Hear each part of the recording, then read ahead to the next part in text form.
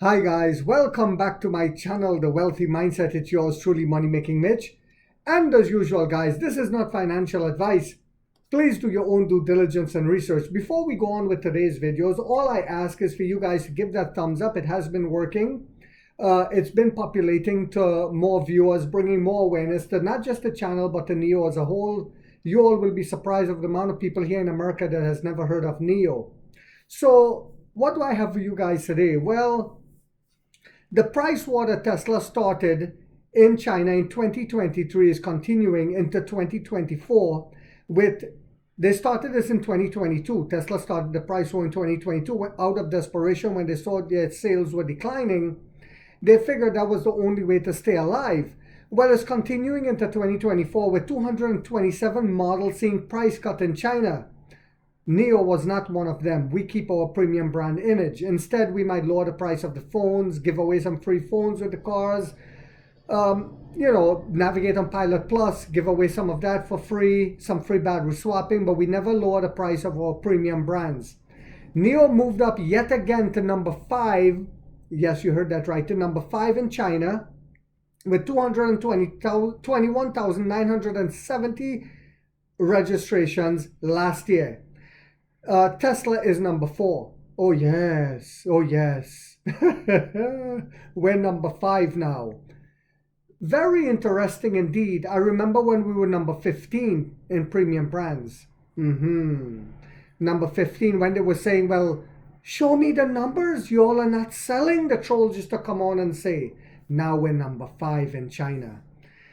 Registrations for last week. And we all knew and anticipated that the registration numbers would drop for everyone due to the holidays going on in China. This happens every year. NIO was 5,300, down 53.85%. Just like last year, we were down a lot. Tesla, 5,500. What? Yes.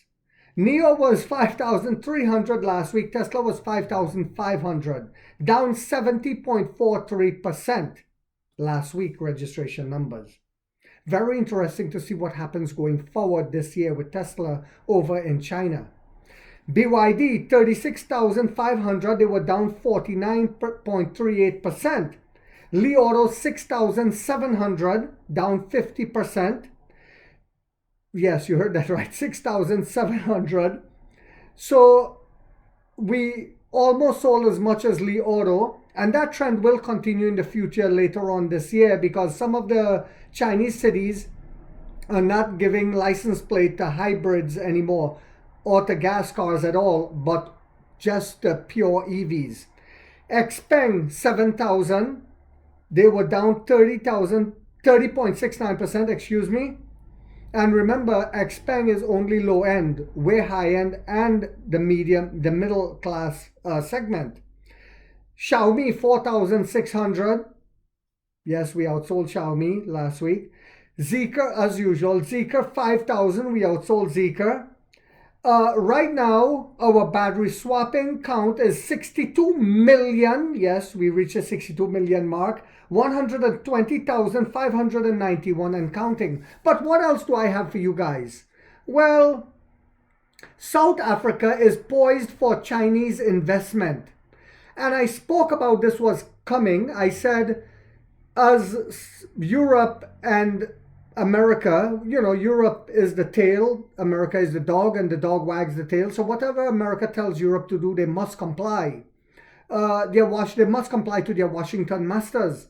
And Europe, as we all know, imposed tariffs as well, terrified of the superior technology that the Chinese have that's coming. So I said, BRICS nations and the rest of the world, and I said this on this channel, you will see the Chinese EV companies going there. Well, it is continuing now with South Africa. South Africa is poised for Chinese investment in its $27 billion automotive industry. What? Yes, $27 billion automotive industry after the president signed a tax break for the production of new energy vehicles into law. 3 Chinese automakers have already signed non-disclosure agreements with the Automotive Business Council. CEO Mikel Mabasa said, declining to identify them. With good government policies, we will attract new investment, he said. We will increase and retain investment, Mabasa said in a January 3rd interview, enabling a 150% tax deduction on investment in electric and hydrogen-powered vehicle production, come as Chinese automakers are taking Africa's biggest market by storm.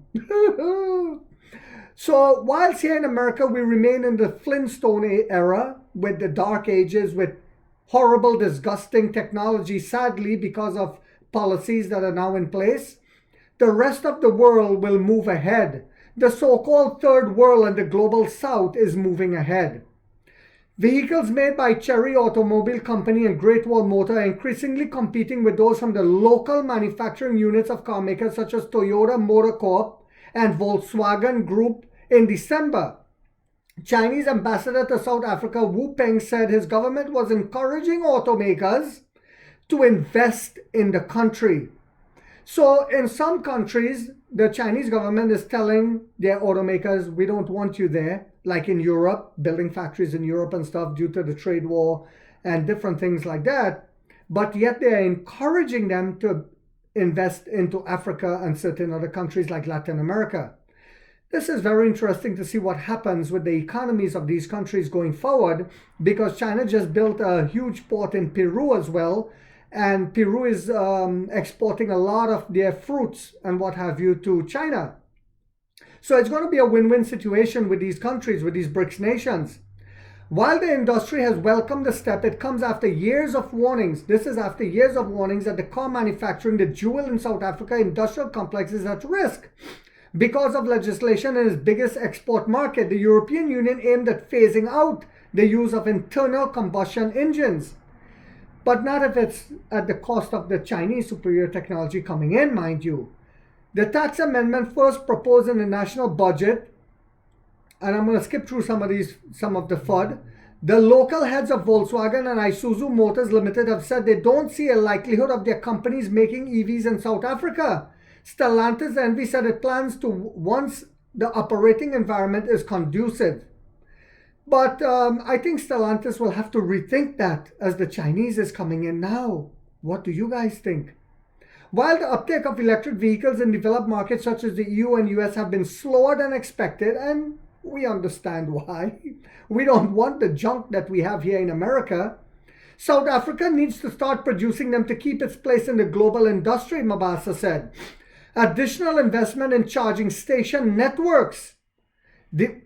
And we all know NIO has the largest charging network in China of any EV company.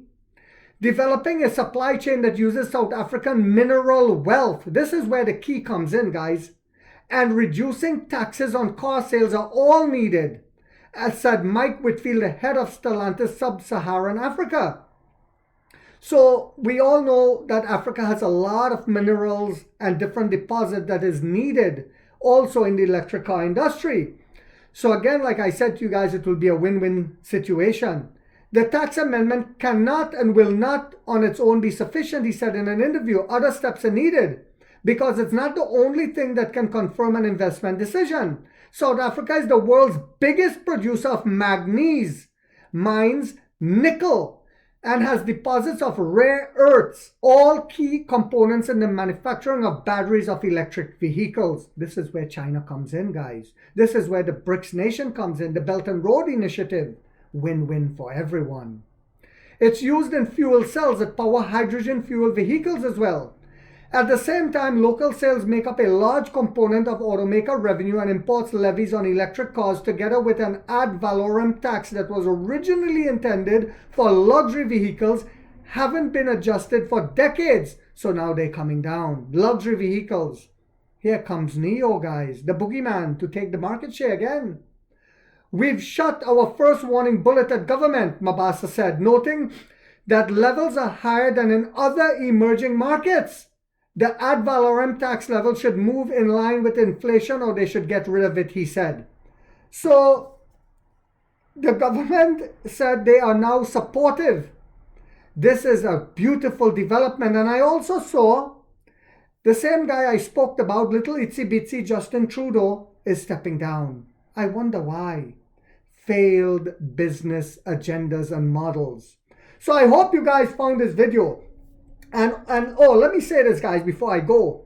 This is why I always say when people were saying, well, the European tariffs or the Canadian tariffs, governments change, policies change. Minor speed bumps. We have a suspension system in the extraterrestrial 9 for that. So I hope you guys found this video to be informational, inspirational, and motivational. If so, guys, do not forget to hit that thumbs up because it takes a lot of time to do these videos and the editing. And if you haven't yet subscribed, you might want to think about doing so because this channel, we're waking up the middle class for the first time to get a major piece of the pie from the ground level up as how the game is played on Wall Street. And like 50 said, we get rich or we die trying, guys.